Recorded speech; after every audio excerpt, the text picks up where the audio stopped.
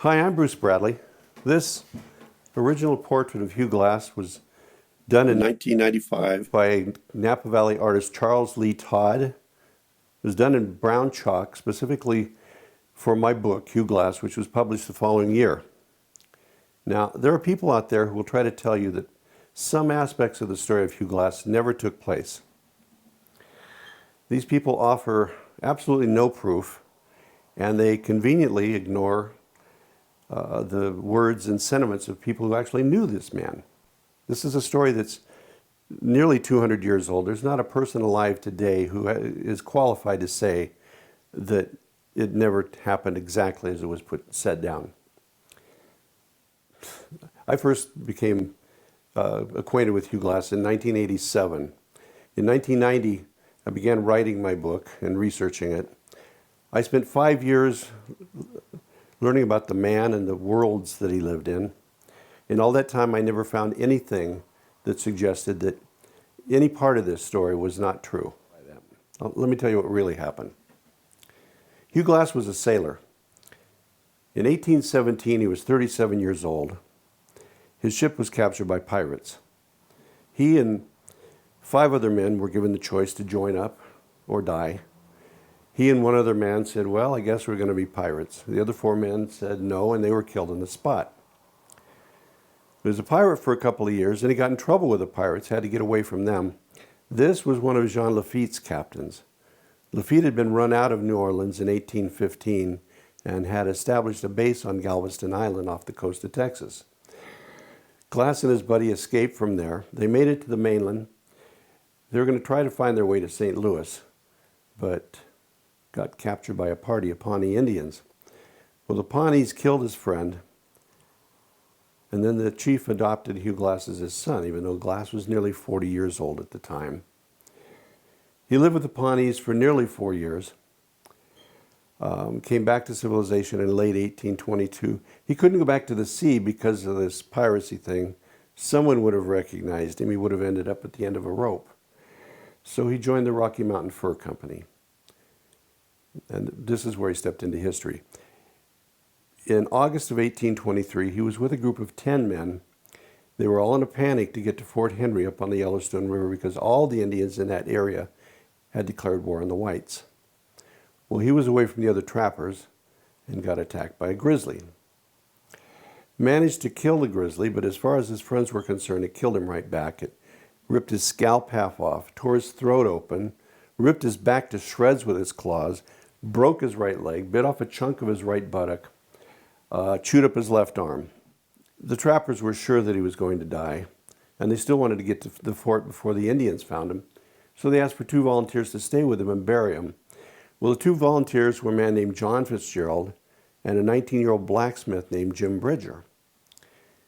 They stayed with him for 5 days. The whole time, Fitzgerald was working on Bridger, going, come on, kid, we're not going to do him any good if we get killed. So after 5 days, they panicked and left him there. Well, in those days, no one would leave tools of any kind lying around for Indians to pick up and use. So just to prove to the other trappers that he was dead and buried, they had to take his rifle, his knife, his tomahawk, anything a healthy man needed to survive. Well, he woke up and realized he was in a fix. The nearest civilized fort was a place called Fort Kiowa. Well, he was attacked by the bear near the present-day town of Lemon, South Dakota, and there is a monument to him there.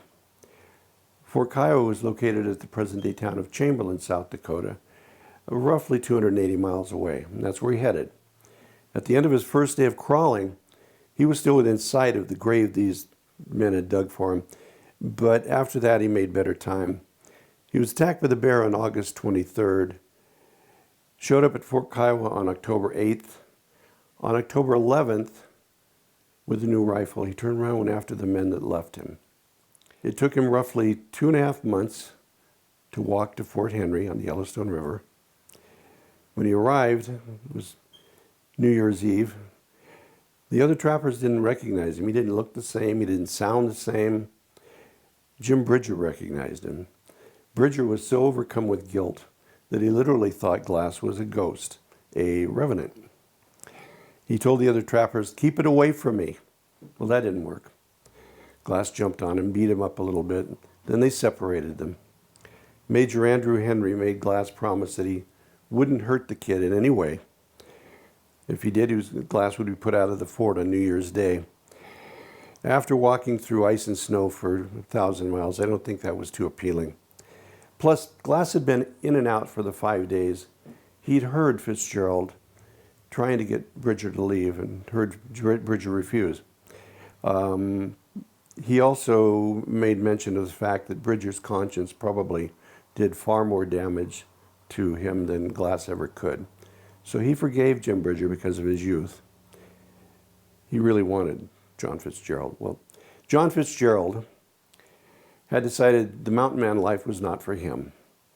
He had gone back to civilization. When he got back there, he found out that Hugh Glass was alive and looking for him.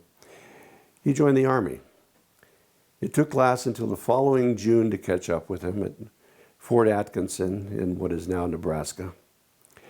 And when he got there, the army wouldn't let Glass hurt him. Fitzgerald was government property. Captain Bennett Riley was in charge. He made it very clear that if Glass hurt Fitzgerald, he would be punished. If he killed him, he would be executed. He did make Fitzgerald give Glass's rifle back, and they took up a collection at the fort. So Hugh Glass got his rifle back and left with something for his trouble. In 1915, John G. Neihardt wrote the Song of Hugh Glass. Neihardt traveled extensively among the Indians of the American plains, and he learned that the story of Hugh Glass was at that time a tradition among the plains tribes. This isn't just a white man's story. I'm going to leave you with a quote about Hugh Glass by someone who actually knew him, mountain man George C. Yount.